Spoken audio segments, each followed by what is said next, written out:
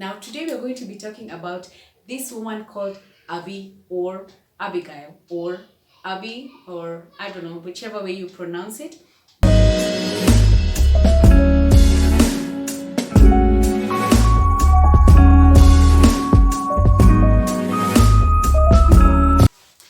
Hi guys, welcome back to my channel. My name is Jane. My channel has mostly been about motherhood, thrifts and finds and beauty, but this is a new segment that I recently introduced called Motivation Monday, and I'm really happy to have you here. If you're new, please consider hitting the subscribe button. I would really appreciate it if you became part of this growing family. Now today we're going to have a conversation around one of the women in the Bible. I'm going to be trying as much as possible to be finding women that we can discuss about in the Bible. Now today we're going to be talking about this woman called Abby or Abigail or Abby, or I don't know, whichever way you pronounce it, but her name is Abigail. She's one of the fewly mentioned women in the Bible. If you'd like to read more about her, please go to 1 Samuel chapter 25. Read the whole chapter. You will be able to understand what we are talking about today. Now, I'm not going to dwell onto reading what her story is about, but I'm just going to pick bits and pieces of what this really means, essentially means for this topic today. Now, Abigail was the wife of a man called Nabal, and the way the Bible describes Nabal is this way. Abigail was a woman of good understanding and beautiful, but the man was churlish and ill-behaved. He was a celibate. Now, according to the Bible, the wisdom that Abby carries, that's why she's called beautiful and understanding. Now, so that tells me that beauty is very essential for a woman, and not only beauty, but beauty that is carried also all together with capability and also wisdom. So the way I would describe Abigail's story is that of submission and deliverance. Why do I say this? When you go through Abigail's story, basically what happened is that particular chapter, there was a period where David had sent his men to go and speak to Nabal and request him to offer them with, I think, things that they needed or that they required, which is food, which is some of the things that you know in the Old Testament were required. But what Nabal did is he said he did not recognize these men, while they were the same men who had kept them safe. So of course this angered David, and in revenge he wanted to come and clear out that generation of Nabal through war. So how does Abigail get into this story? Abigail was Nabal's wife, and when she got to hear of this narrative, she decided to act silently without telling Nabal. There was some level of wisdom that Abigail had that you're going to read from her story. So what happened is Abigail decided to take some of the men and went to actually meet David at the point where they were coming to war, and apologize and fall down on his knees and ask for forgiveness on behalf of her husband Nabal.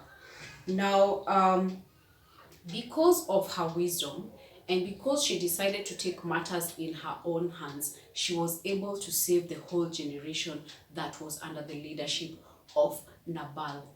Now, throughout this story, the things that I pick about Abigail that I would love to share with you guys today is Abigail was not only beautiful, but she was very sensible.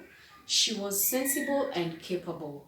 She was a persuasive speaker, and she was able to see beyond herself. Now, Abigail was not a woman who was struggling. Remember, she was coming from a generation of wealth. She was married to a king.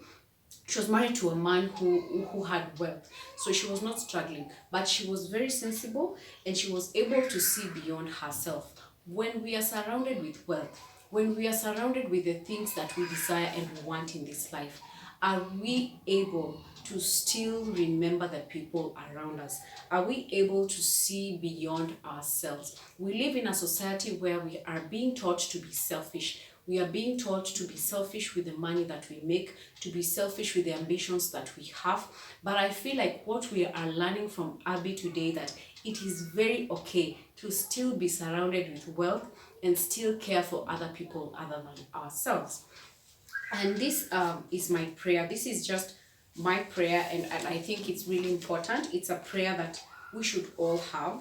And before I share this prayer, I also want to share a little bit about Abigail's story. Now, if you continue to read, you realize that when Abigail had come from speaking with David, and she had been able to resolve the issues and save David from having bloodshed or blood guilt in his hands, she went back home and found that his husband Nabal had thrown a bash. Let me just call it a bash for easier understanding, which really just means he had thrown a feast in his home. She saw that he was drunk with wine and decided it was not the right opportunity to speak to him, but she decided she was going to wait until morning after the wine had gone down, and then she would have this conversation with Nabal. Do we really look at the situations in our lives that require non-action at the point of contact or at the point where it's happening, not only in our marriages, but also in our day-to-day interactions, in our workplaces, in the things we do? Do we have enough wisdom to know when to keep quiet? Do we have enough wisdom to know when we are not required to react? It is important because, as we see from Abigail's story, this made her even find favor in David's eyes, because after she told Nabal of what had happened, his heart became heavy and he died. And once he died and David heard of it, David sent his kinsmen. Are they called kinsmen? He sent some of his men to go and tell Abigail that he would like to make her his wife. And so you can extrapolate this situation and put it in your life. The blessings that we sometimes get are out of the wisdom that we apply when we are handling situations in our lives. It could be at work, it could be at home, it could be with family. Do we give ourselves the time to sit back and think, the time to sit back and be sensible, the time to know, okay, in this situation, I need to keep quiet. In this situation, I need to speak my heart. In this situation, I need to wait when things have calmed down so that I can react. I pray that God blesses us with such wisdom as she had blessed Abby with. Now, this is my prayer. Just as Abby, I seek to be a sensible woman. May this kind of wisdom that she applied in her household be the same kind that I apply in mine. May I be sensible and capable as a woman.